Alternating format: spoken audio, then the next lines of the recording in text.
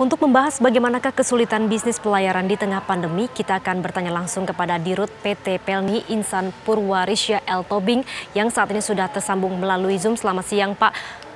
Langsung saja, hingga Agustus BPS mencatat jumlah penumpang anjlok hingga 38%. Lalu bagaimana kondisi di Pelni sendiri selama pandemi ini? Baik, terima kasih Mbak Lisa. Kami memang menghadapi kondisi yang cukup sulit pada awal-awal pandemi ini muncul, dan karena Pelni ini menjalankan rute-rute yang ditentukan oleh pemerintah, maka kami tetap menyiapkan kapal-kapal untuk menjalankan rute itu. Namun dalam implementasinya banyak pemerintah daerah yang kemudian menutup pelabuhannya karena waktu itu protokolnya belum siap, sehingga banyak kapal yang kemudian harus kami port stay-kan.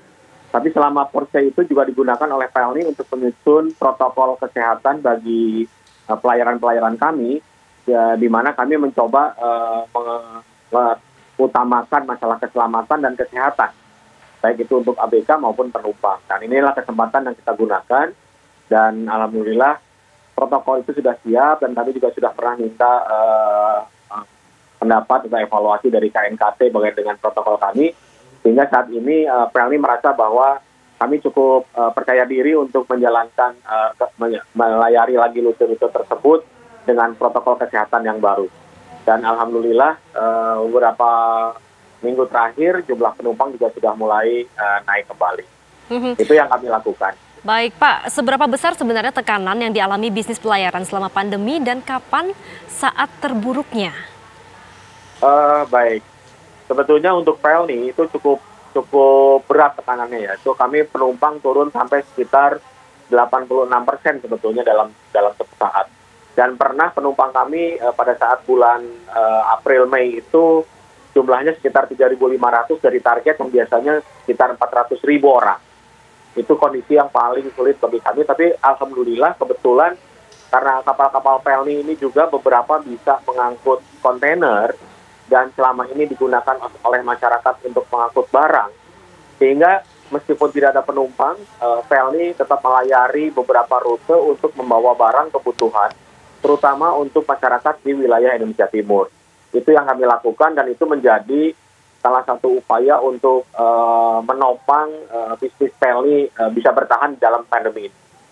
Baik, puncak anjloknya penumpang pada April hingga Mei mencapai angka 86%. Apa saja yang dilakukan Pelni di saat pandemi untuk bisa bertahan? Dan apakah sempat ada penghentian operasi kapal? Karena tadi Bapak sempat mengungkapkan Pemda tutup pelabuhan. Ini yang menjadi kendala. Ya, memang pada saat penumpang sangat sedikit dan beberapa pelabuhan ditutup, kami memang tidak menjalankan kapal-kapal untuk berlayar ke wilayah-wilayah yang ditutup. Namun kapal yang bisa membawa barang itu tetap kami layarkan. Dan kami bisa tetap menjalankan sekitar 8 kapal waktu itu di tujuan ke timur, dan itu alhamdulillah bisa membantu. Dan bagi kapal yang tidak kami layarkan, ini kesempatan juga kami untuk melakukan perbaikan-perbaikan dan pemeliharaan kapal untuk menjaga kelayakan di dalam operasi bila sewaktu-waktu kapal itu dibolehkan untuk berlayar. Dan sampai hari ini kami sudah melayarkan sejumlah 17 kapal, mudah-mudahan di bulan ini bisa 20 kapal jalan, dan nanti di akhir tahun kami bisa menjalankan 25 kapal dari 26 kapal penumpang besar yang kami miliki, karena satu kapal harus docking, sehingga kami akan berjalan normal. Dan untuk kapal-kapal perintis yang menjadi operatornya, yang dioperatori oleh Pelni, kami juga sudah menjalankan sekitar 40% dari 53 kapal yang ditugaskan kepada Pelni, sesuai dengan pelabuhan-pelabuhan yang sudah dibuka oleh pemerintah daerah. Ya. Itu yang kami jalankan selama ini. Baik Pak, apakah yang terburuk ini sudah berlalu? Lalu bagaimana proyeksi hingga akhir tahun? Karena biasanya akhir tahun adalah puncak penumpang. Kalau dikatakan yang buruk ini sudah berlalu, saya nggak berani menjawab, ya, karena kita juga belum tahu seperti apa.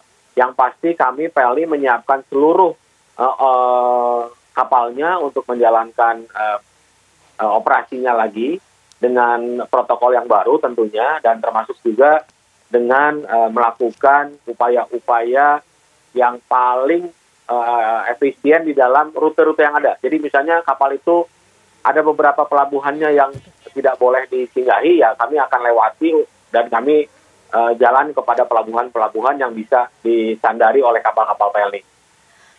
Baik, bagaimana prospek bisnis pelayaran dengan Undang-Undang Cipta Kerja? Apakah akan lebih mudah dengan pemangkasan birokrasi atau menurut Bapak justru terancam dengan dibukanya peluang bagi kapal asing?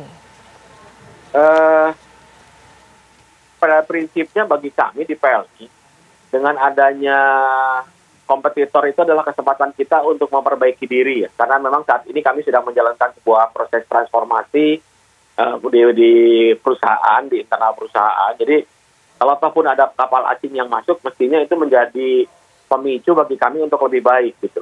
Kenapa tidak kita bisa menyaingi perusahaan kapal-kapal dari luar misalnya seperti itu. Termasuk juga bagi kapal barang kami, karena PLN juga punya kapal barang. Saya kira kami justru mencoba untuk bisa memberikan layanan yang lebih baik gitu, kepada customer kami yang mestinya mereka lebih paham dengan kondisi-kondisi yang ada di alur-alur di Indonesia. Pastinya mereka tuh kami, ABK PLN itu lebih paham dengan alur-alur yang ada di Indonesia, dan mestinya itu akan jauh lebih baik di dalam operasionalnya sehari-hari. Saya melihatnya dari sisi pandang itu. Baik, Pak Insan Purwarisya selaku Dirut PT PLN, terima kasih atas waktunya bergabung bersama kami. Semoga angkanya meningkat Pak hingga akhir tahun ini. Kami akan kembali sesaat lagi dengan informasi bagaimana petani gula aren di Kolaka menggeliatkan kembali usahanya di masa pandemi sesaat.